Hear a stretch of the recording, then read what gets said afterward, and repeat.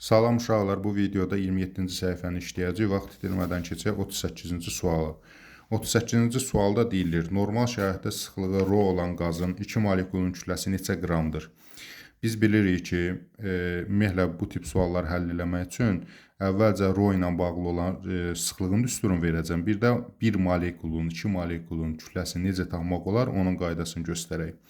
Biz bilirik ki, molyar kütləni, yəni M-i Avogadro ədədinə böləndə, yəni 6,2 vurulsun 10^23-ə böləndə 1 molekulun kütləsini tapmaq olar.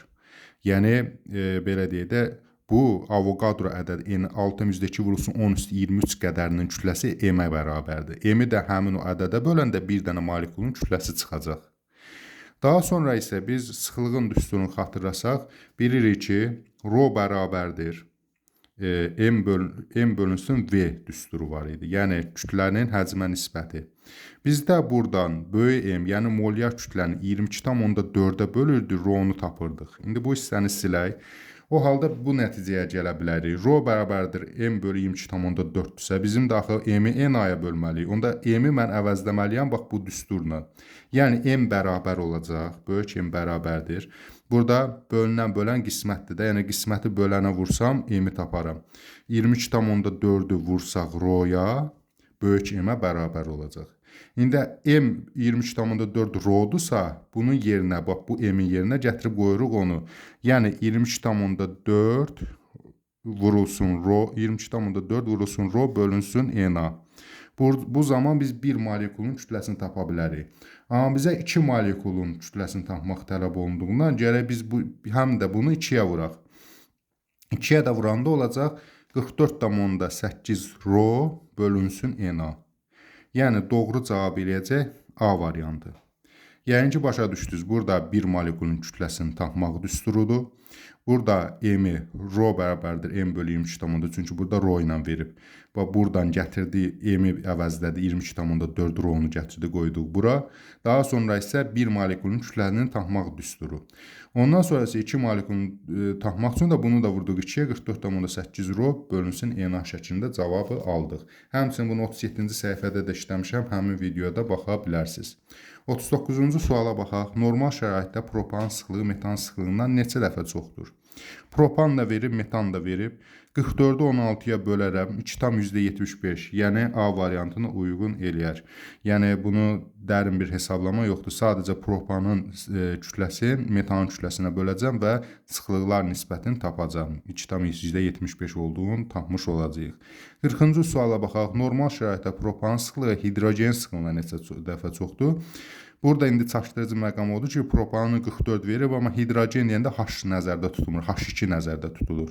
Hidrogen 1-dirsə, H2-nin də kütləsi 2-dir. 44-ü də 2-yə bölərəm, eləyəcək 22, yəni D variantına uyğun gələr.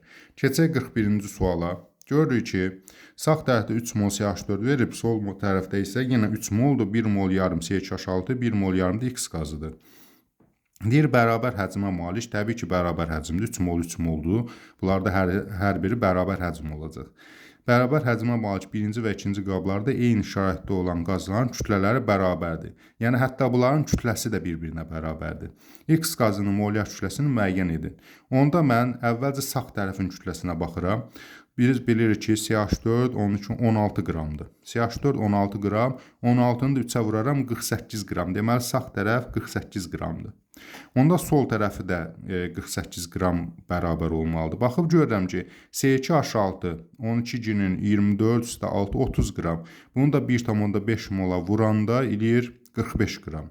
45 qram, bax budursa, deməli, altdakılar neçə düşüb? 48-dən 45-i çıxaram, 3 qram da X-dir.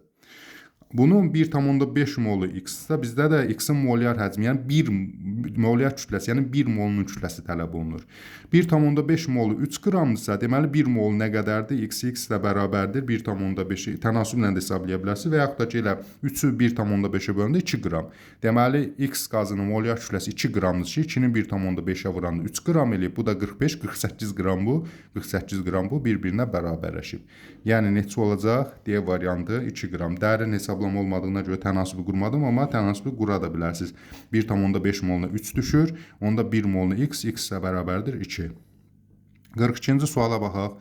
hansı maddənin 1 litrinin kütləsi daha azdır? Təbii ki, kütləsi ən az olanın 1 litrinin də kütləsi daha az olacaq. Bir molyar kütlələri tapsaq, görək ki, ən az olan H2 2 qram. Yəni, ən az olan bu olduğuna görə elə 1 litrinin də kütləsi ən az olacaq. Sonra 43. Hansı maddənin 1 litrinin kütləsi daha çoxdur? Yenə bir molyar kütlələri tapırıq. Ən çox kütləsi olanın belə deyək də, molyar kütləsi də daha çox olacaq. Yəni, litrinin də kütləsi daha çox olacaq.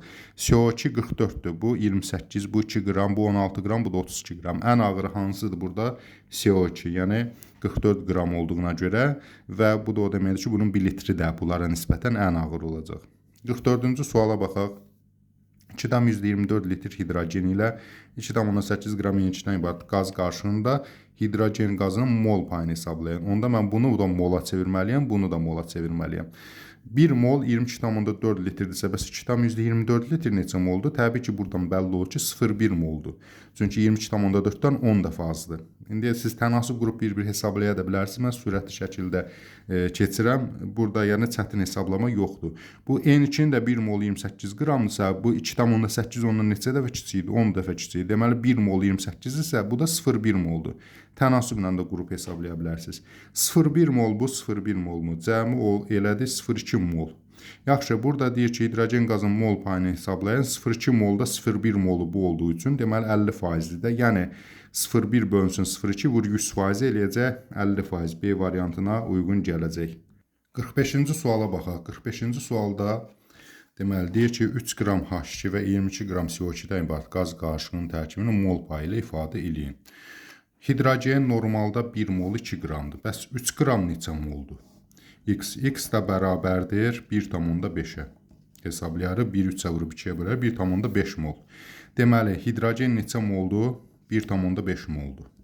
İndi baxaq digər tərəfə, 22 qram CO2 qaz qarışığının, bu da elə eyni tip sualdır. Sadəcə mən burada hesablama ilə göstərəcəm və burada variantlarda hər ikisinin mol payını istəyir, birində yox. Baxıb görürəm ki, 22 qram CO2 normalda 44 qramdır CO2, yəni 1 molu 44 qramdır. Bəs 22 qram neçə moldur? X ilə bərabərdir 22 1-ə 44-ə 0,5 mol. Yəni CO2-nin də molu olacaq 0,5 mola bərabərdir. Yaxşı, onda bunların tərkibinin mol payını ifadə etmək üçün 1,5-ni 0,5-i cəmləyərəm 2 mol. 2-də 1,5, 2-də 0,5. Vuraram bunları da 100%-ə, eləyəcək 75% hidrogen. Yəni bunları da 100%-ə vuraram. Hər birinin da indi burada yer çatmadır. 0,5-i də 2-yə bölündə 4də 1-i deməkdir. Bunda 100%, 25%. Yəni tərkibi olacaq hidrogen 75%, CO2 25%. E variantına uyğun gələcək. Keçək 46-cı suala. 5,6 litr CH4 və 11,2 litr O2-dən ibarət qaz qarışığının tərkibini kütlə payı ilə ifadə edin. Bunlarda mol payı ilə demişdik, indi kütlə payı ilə deyir. Onda mən hər birini qrama çevirməliyəm. 5,6 baxıb görürük ki, normalda 22,4 litrdir CH4, yəni 1 molu. Bunda 1 molun kütləsi 16 qramdır. Yaxşı, bəs 5,6 litr neçə qram eləyər? X də bərabərdir 5,6-nı vuraram 16-ya bölərəm 22,4-ə. Bu da eləyər 4, yəni 4də 1 hissəsidir də onun 4 qram. 4 qram CH4-dür. Keçək indi O2 tərəfə, yenə 22,4 litr oksigen 32 qrama bərabərdir. Bəs 11,2 litr neçə? X. Tənasüb qrup hesablaya da bilərəm. Elə görürəm yarısıdır. Deməli, X də bərabərdir 16 qrama. Bu da O2.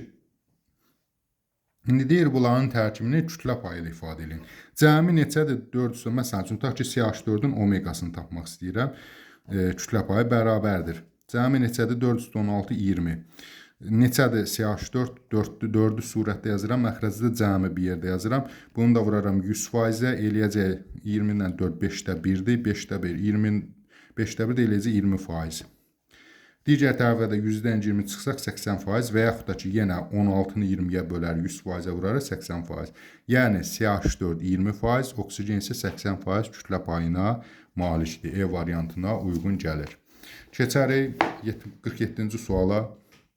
47-ci sualda deyilir 4 qram CH4 və 17 qram NH3-dən ibarət qaz qarışığının tərkibini mol payı ilə ifadə edin. İndi bu dəfə hər birini mola çevirməliyəm. Baxıb görürəm ki, normalda CH4 neçə qramdır? 16 qram. Bunun 1 molu 16 qramdırsa, bəs 4 qram neçə moldur? X də bərabərdir 0,25 mol. 0,25 mol.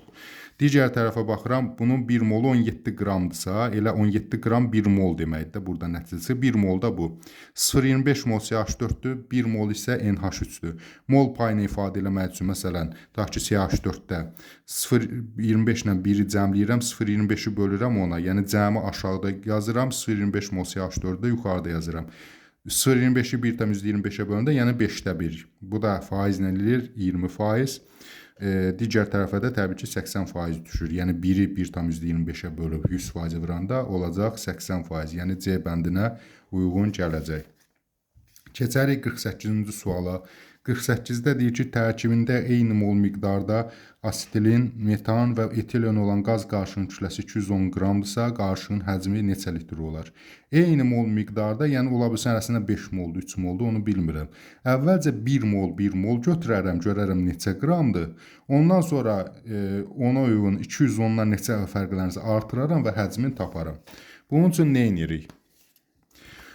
Baxıb görürük ki, 1 mol asetilin 26 qramdır. 1 mol metan 16 qramdır. 1 mol etilen də 28 qramdır. Altda onsuz da yazılıb hər birinin kütləsi. Bunları cəmləyərəm. 6 üstə 6, 12 üstə 8, 20, 0, 2 yaxda 2, 2, 4, 5, 2-nin də gəldiyi onsuna 7. Yəni 70 qram. Bunların hərəsindən 1 mol götürsəm 70 qram eləyər. Amma deyir ki 210 qramdır. Deməli mən 210-u bir də 70-ə bölürəm. Cavab eləyəcək 3. Deməli arasından 3 mol götürüb. 3 mol bundan, 3 mol bundan, 3 mol bundan götürəndə 73 qatı 210 qram eləyəcək. Hərəsindən 3 molsa cəmi neçə moldur? 3 üstə 3 üstə 3, 9 mol eləyəcək. 9 mol. Deyir qarışığın həcmi neçə litrdir? Sadəcə 9 molda vuracaq 22,4 litrə. Çünki hər mol 22,4 litr olduğu üçün 22,4-ü də 9-a vuranda təqribən 200 neçə alınmalıdır. Burada da C variantına uyğun gəlir. Heç hesablamanı aparmadı. Siz bir hesablayıb tapa da bilərsiniz. 201,6 eləyəcək. Sadəcə sualları sürətli işləməyin də qaydası budur ki, çünki vaxta qənaət eləməlisiniz siz imtahanda. Elə baxıb görürəm ki, məsələn, bunu 10 qatı 224-dür, 22-ni çıxıram, 200 neçə eləməlidir. Ondan sonra görürəm ki, C variantı uyğun gəlir, o birlər heç biri 200 neçəyə uyğun gəlmir. Və yaxud da hesablamaq üçün siz 1,9-a da vura bilərsiniz, amma sürətli hesablama yolu nədir? Deməli, 1-0 artırıb özünü çıxmaq və yaxud da 10-a vurub özünü çıxmaq. Yəni 22,4-ü 10-a vuranda eləyəcək 224, özünü də çıxırıq 22,4-ü eləyəcək 201,6.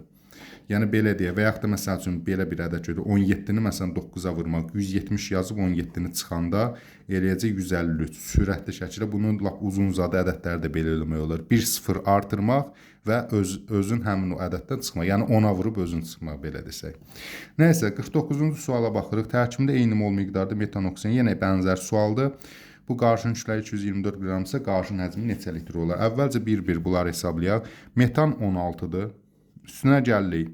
Oksigen 32-dir. Sonra kükürt dioksidi 64-dür. Deməli 6, 4, 10, 12, 1 yaxda 1 üstə 1, 2, 3, 5, 6, 112. Bunun deməli hərəsindən 1 mol götürəndə 112 qram eləyir. Amma burada 224 qramdır. 224 112-yə bölündə neçə eləyir? 2. Deməli hərəsindən 2 mol götürülmüş. Cəmi neçə eləyəcək? 3 dənə qaz hərəsi 2 moldan deməli 6 mol eləyir cəmi. Qaz qarışığı 6 moldur. Bu da deyir ki, qarışığın həcmi nə qədər olar? 22,4-ü 6-ya vuraram. Təqribən 130 civarı ədəd eləməlidir. Çünki 2,6-nın 12, 130 civarı bu da D variantına uyğun gəlir. Heç hesablamadan da sürətli. Mən bunları niyə göstərirəm? Belə deyək, biclikləri. Çünki siz nə qədər çox sürət hesablasaz, sualları tez-tez keçsəz, imtahanda siz üçün o qədər önəmlidir. Məsələn, tutaq ki, məsəl üçün 50-ci sualda çətinlik çəkirsən, amma hərəsinə 1 dəqiqə vaxt verib. Sən bunu yarım dəqiqəyə həll edəndə artıq buna 1 dəqiqə yarım vaxt qalır.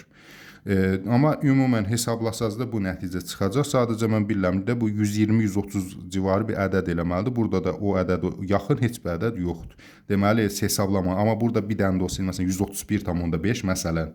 Onda mən hesablayardım, riskə getməzdim və dəqiq cavabı tapardım.